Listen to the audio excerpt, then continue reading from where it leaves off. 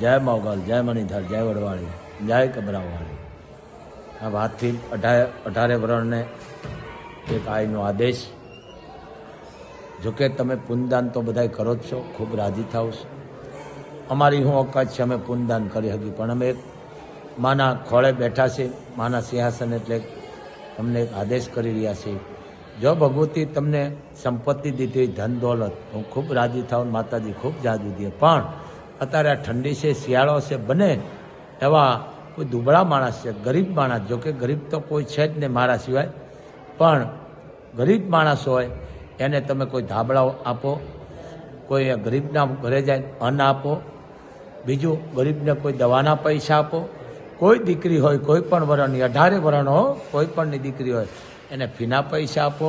તો કોઈ દીકરી એવી હોય તો એનું કન્યાદાનનું પૂન લ્યો, ગાયોને ચરો આપો, કૂતરાને લાડવા કરીને ખવડાવો, પારેવાને શણ આપો.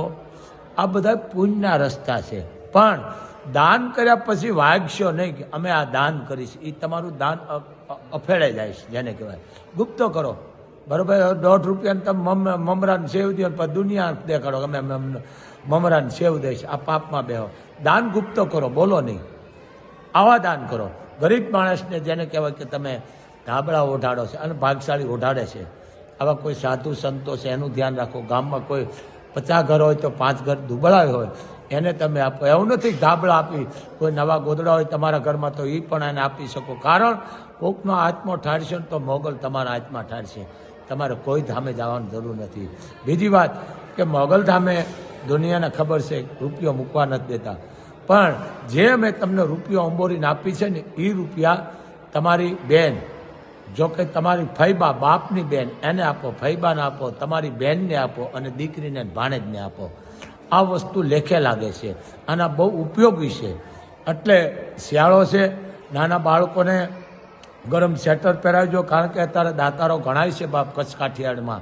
તો હું બધાને કહું છું, ભગવાને તમને રૂપિયા દીધા સાચા રસ્તે વાપરજો, જ્યાં ત્યાં ઉડાડશો નહીં. જ્યાં ત્યાં તમે આમ ઉડાડોમાં આવા કરતાં કોઈ ગરીબ માણસના ઘરે જાય અને 5 ધાબળા દે આવો, કોઈ ગોદડા દે આવો, કે અંદર ગરમ દે આવો, મોટું પૂન છે. કોઈ ગરીબ માણસને જમાડવું એ પણ મોટું પૂન છે.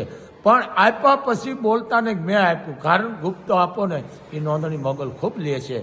તો તમે આવું ખાસ ધ્યાન રાખો. કોઈ બંધાણી માણસ હોય, ગરીબ માણસ હાથે ત્યાં જઈને એને ચા પાઈ દો, એને જમાડી દો, મોટું પૂન છે. બીજી વાત, ઘરમાં ઉઠો ને સવારમાં, તમારો કરોડો રૂપિયાનો બંગલો હોય કે 5 કરોડનો હોય કે 1 કરોડનો હોય કે કદાચ 5 લાખનો હોય, સવારમાં ઉઠો ને મા શબ્દો બોલો. મા, મારો બાપ, મારી બેન, આ શબ્દો બોલો. બાપ મમ્મી નો બોલાય, મમ્મી એટલે વિનાશ છે, મમ્મી એટલે ભૂત છે. આ સુધરી ના મીંડ્યા બોલો મા શબ્દો. કારણ મા શબ્દ બોલો ને તો આપણું દુઃખ સાંભળે મા. એટલે કીધું નામે દુઃખનો નાશ થાય, એમ મા શબ્દ બોલો ઘરમાં.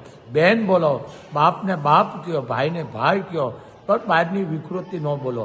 કારણ કે માથી જ બધે તમારા દુઃખ હરાઈ જાય છે. ઘરમાં મા બોલો. બને ત્યાં સુધી ઘરની માલકોર ગુગળ અને ગાયના ઘીનો ધૂપ કરો બાપ. તો મોગલ તમારું ઓભરે ભરશે, ખૂબ નિરોગી રહેશો.